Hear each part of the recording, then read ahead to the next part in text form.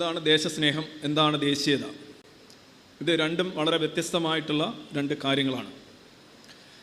ദേശസ്നേഹം എന്ന് പറയുന്നത് പേട്രിയോട്ടിസം എന്ന് നമ്മൾ പറയും.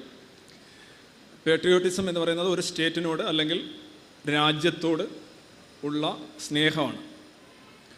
എന്താണ് രാജ്യം എന്ന് ചോദിച്ചു കഴിഞ്ഞാൽ, നിയതമായ ടെറിട്ടറി ഉള്ള, പരമാധികാരമുള്ള, പൗരന്മാരുള്ള, ഏകീകൃത ഗവൺമെൻറ്റുള്ള ഒരു ഭൂവിഭാഗം അല്ലെങ്കിൽ ഒരു സൊസൈറ്റി, അതിനെയാണ് നമ്മൾ സ്റ്റേറ്റ് എന്ന് പറയുന്നത്.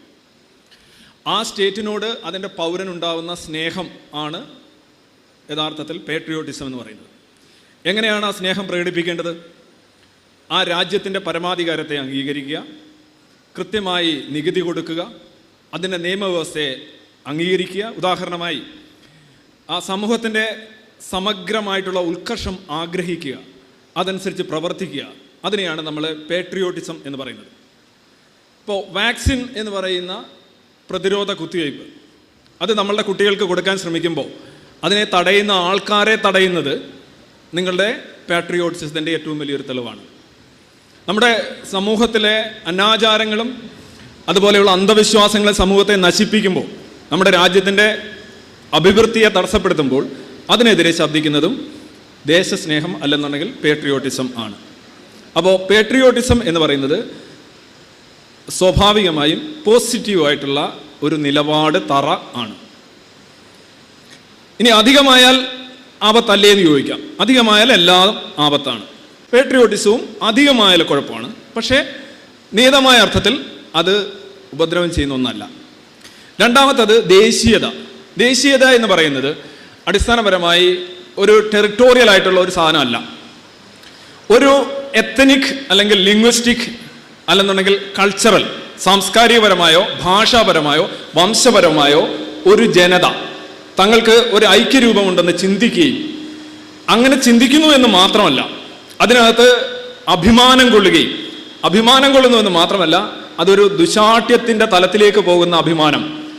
വി ആർ ഗുഡ് എന്നല്ല, വി ആർ ബെറ്റർ എന്നല്ല, we are the best and we are perfect എന്നുള്ളൊരു ബോധമാണ് പലപ്പോഴും ദേശീയതയുടെ അടിസ്ഥാനം. ഇതൊരു പ്രൈഡാണ്. പേട്രിയോട്ടിസം ഒരു ലവ് ആണ്. ഒരു പ്രൈഡിൻ്റെ പ്രശ്നം എന്താണ്? നിങ്ങൾക്ക് പ്രൈഡ് പല കാര്യത്തെക്കുറിച്ച് നിങ്ങൾക്ക് അഭിമാനമാകാം, പക്ഷെ നിങ്ങൾ അഭിമാനം കൊള്ളേണ്ട വസ്തുക്കൾ ഏതൊക്കെയാണ്? നിങ്ങൾ അച്ചീവ് ചെയ്യുന്ന കാര്യങ്ങളിലാണ് നിങ്ങൾക്ക് അഭിമാനം ഉണ്ടാകേണ്ടത്. നിങ്ങളിപ്പോൾ എഞ്ചിനീയറിങ്ങിന് പഠിക്കുന്നു, നിങ്ങൾക്ക് അതിനകത്ത് 1ാം ക്ലാസ് കിട്ടുന്നു അല്ലെങ്കിൽ 1ാം റാങ്ക് കിട്ടുന്നു.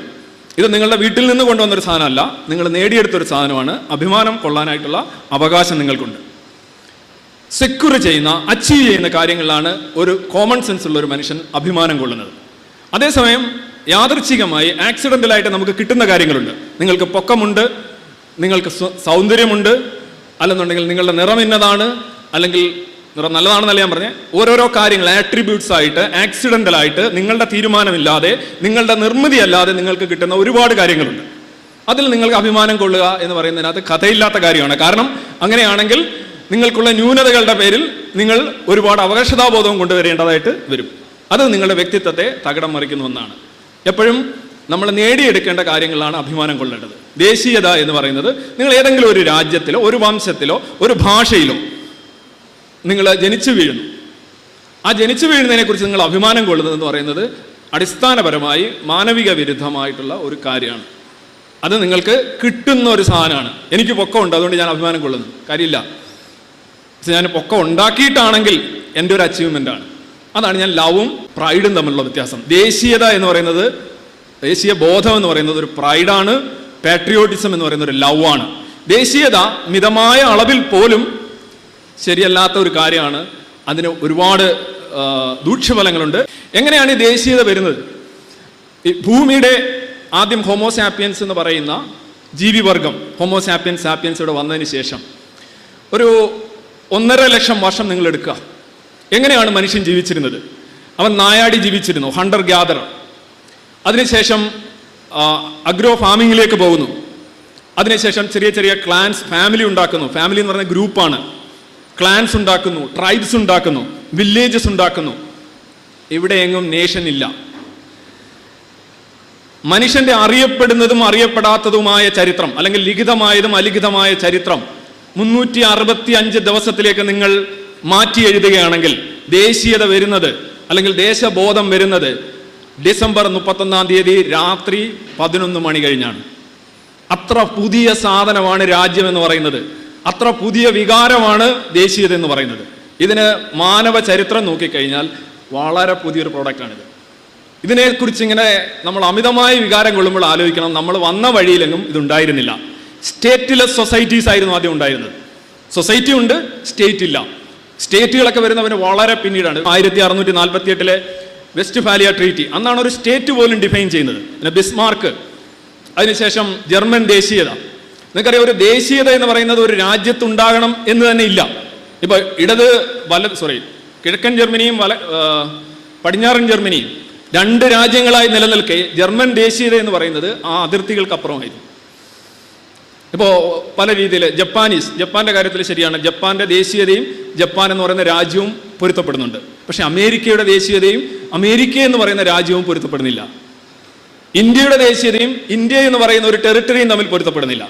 കാരണം ഇന്ത്യ ആയിരുന്ന പ്രദേശങ്ങൾ, ഇന്ത്യയിലെ ജനങ്ങളുടെ സവിശേഷതകൾ പങ്കിടുന്ന ജനങ്ങൾ നമുക്ക് ചുറ്റുമുണ്ട്. നമുക്ക് ചുറ്റുമല്ല, അന്റാർട്ടിക്ക വരെയുണ്ട്. ദേശീയത എന്ന് പറയുന്നത് പലപ്പോഴും ഒരു വികാരമാണ്, അതിർത്തികൾ കടക്കുന്ന ഒരു വികാരമാണ്. ഇതിൻ്റെ ഒരു പ്രശ്നം, സാധാരണഗതിയിൽ നമ്മളൊരു ദേശീയ വികാരം എന്ന് പറയുമ്പോൾ നമ്മൾ പെർഫെക്റ്റ് ആണ് എന്ന് പറയുമ്പോൾ നിങ്ങൾ വീണ്ടും എന്തെങ്കിലും അച്ചീവ് ചെയ്യാനായിട്ട് ശ്രമിക്കേണ്ട കാര്യമില്ല. രാജ്യസ്നേഹം നേരെ തിരിച്ചാണ്.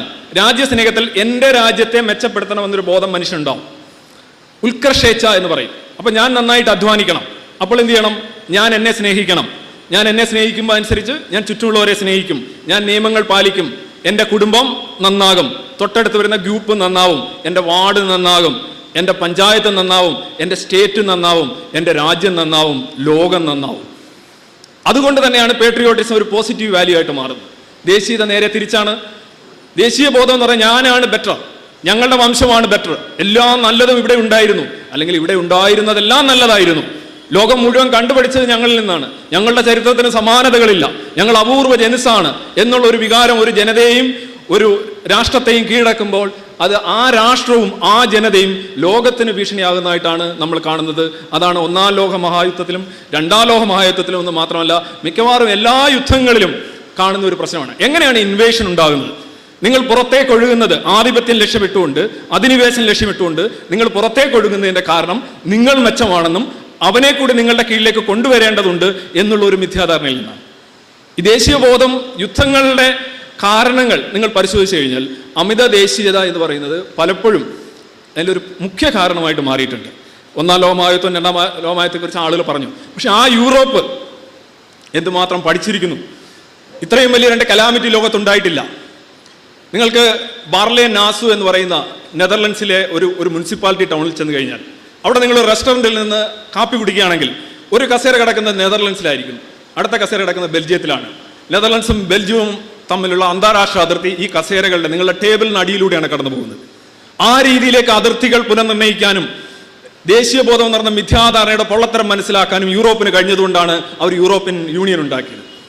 അപ്പോൾ ദേശീയത വന്നത് യൂറോപ്പിലാണ്, അതുമൂലം ഉണ്ടായ സംഘർഷങ്ങൾ കൂടുതലുണ്ടായ യൂറോപ്പിലാണ്, അത് പരിഹരിച്ചതും അതിൽ നിന്നുള്ള തിരിച്ചറിവുണ്ടായ യൂറോപ്പിലാണ്.